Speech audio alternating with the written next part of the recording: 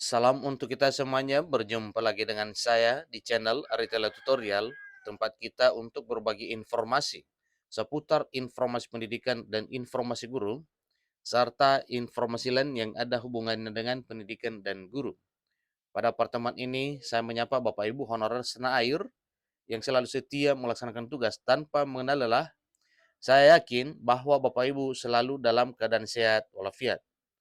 Pada pertemuan kali ini ada satu informasi penting yang perlu saya sharekan kepada Bapak Ibu honorer, yang mana di sini dikatakan bahwa selain honorer guru dan tenaga kesehatan, honorer tenaga teknis juga diangkat jadi ASN tanpa tes di tahun 2023 tahun ini. Tentunya ada syarat dan ketentuan yang diperlakukan untuk hal ini.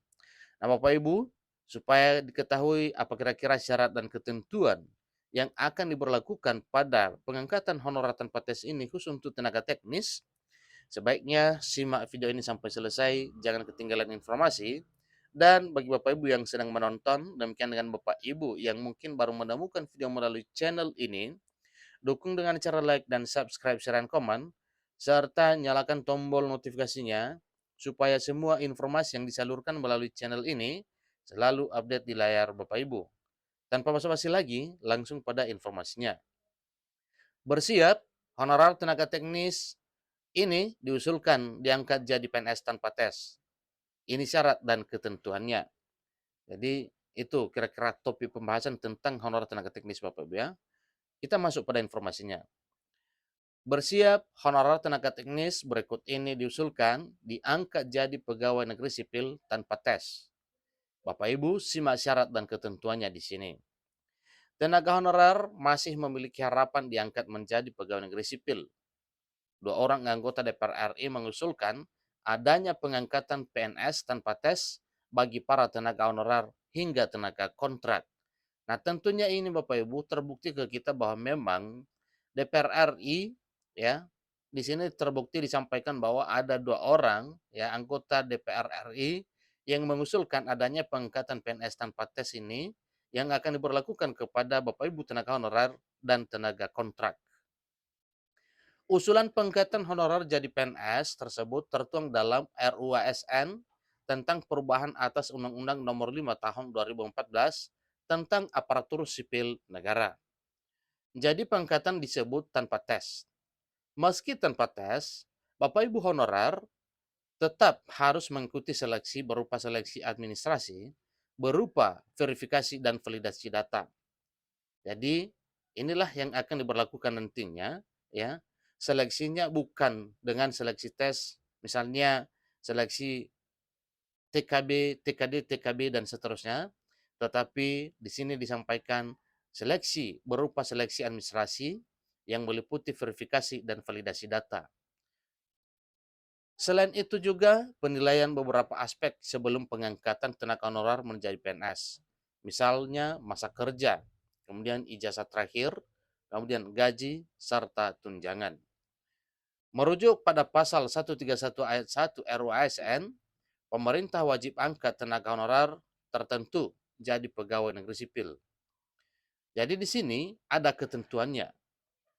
Tenaga honorer, pegawai tidak tetap, pegawai tetap non-PNS, dan tenaga kontrak yang bekerja terus-menerus dan diangkat berdasarkan surat keputusan yang dikeluarkan sampai dengan tanggal 15 Januari 2014 wajib diangkat menjadi PNS secara langsung dengan memperhatikan batasan usia pensiun.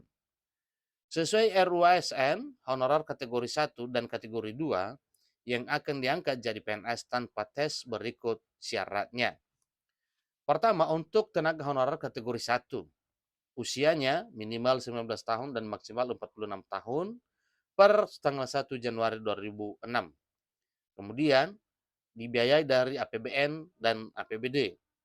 Seterusnya, diangkat oleh pejabat yang berwenang di instansi pemerintah dan masa kerja minimal 1 tahun per 31 Desember 2005 dan masih bekerja secara terus-menerus.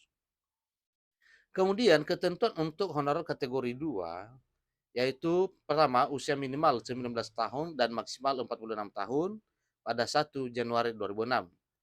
Seterusnya dibiayai bukan dari APBN dan bukan juga dari APBD. Diangkat oleh pejabat yang berwenang di instansi pemerintah, masa kerja minimal 1 tahun per 31 Desember 2005, dan masih bekerja secara terus-menerus.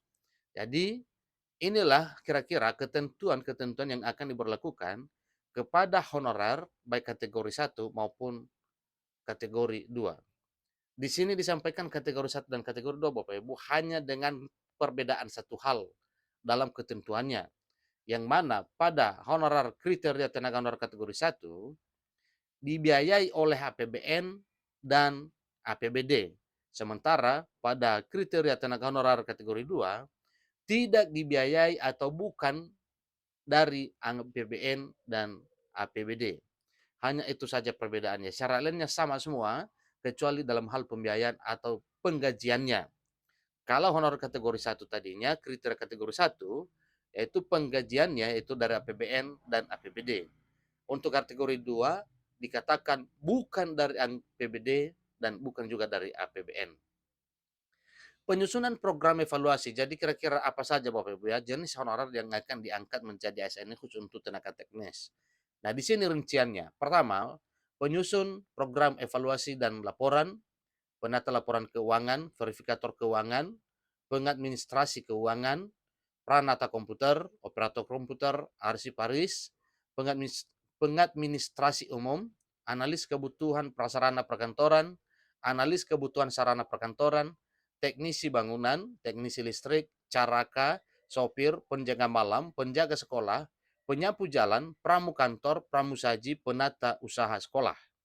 Seterusnya, perencana, kemudian penilai pajak bumi dan bangunan, analis potensi pendapatan daerah, analis kepegawaian, analis kebutuhan diklat, pemberi konsultasi pegawai psikolog, perancang peraturan perundang-undangan, penyusun abstraksi hukum, pemberi konsultasi dan bantuan hukum, analis hukum, kemudian analis perundang-undangan, pranata humas, desainer grafis, penyusun informasi dan publikasi, sandiman, operator transmisi sandi, penerjemah, analis jabatan, analis organisasi, penyusun sistem dan prosedur kerja, statisi, kemudian pustakawan, auditor keuangan. Dilanjutkan lagi, widya suara manajemen, kemudian penyelenggara pelatihan, penyusunan kurikulum diklat, peneliti sosial ekonomi pertanian, perekayasa teknik mesin, teknik pengairan, teknik jalan dan jembatan, teknik penyihatan lingkungan, teknik tata bangunan dan perumahan, penata ruang, pengawas tata pertamanan, pengendali organisme pengganggu tanaman, pengamat hama penyakit, pengawas benih tanaman, pemandu lapang perkebunan, penyelia mitra tani, medik veteriner, kemudian paramedik veteriner, inseminator, pengawas mutu pakan, pengawas mutu hasil pertanian, pengawas bibit ternak, pembimbing terapan teknologi tepat guna pertanian, pengolahan hasil pertanian. Juga pengolah hasil peternakan, pengendali hama dan penyakit ikan, kemudian pengawas benih ikan, tenaga enumerator perikanan, pengawas perikanan, analis potensi kelautan dan perikanan, pembimbing terapan teknologi, pengolahan hasil perikanan, pengawas ketenaga kerjaan, perantara hubungan industrial, kemudian mediator, pengantar kerja, instruktur otomotif, penggerak swadaya masyarakat, pembimbing terapan teknologi tepat guna, penguji mutu barang, penera, penyelidik bumi, inspektur ketenaga listrikan, inspektur tambang, inspektur minyak dan gas, analis potensi pertambangan, kemudian pengendali dampak lingkungan, kemudian pekerja sosial.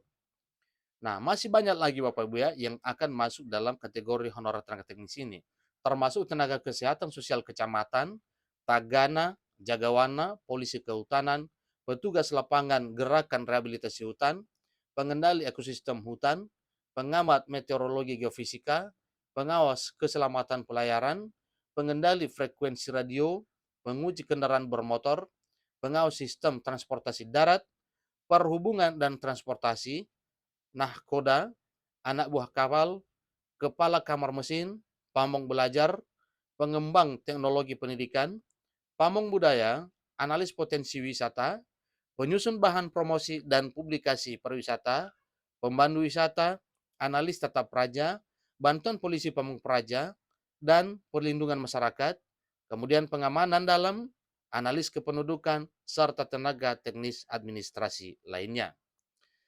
Jadi itulah informasi yang Pak Ibu terkait dengan jenis tenaga teknis administrasi yang akan diangkat menjadi PNS tanpa seleksi tes.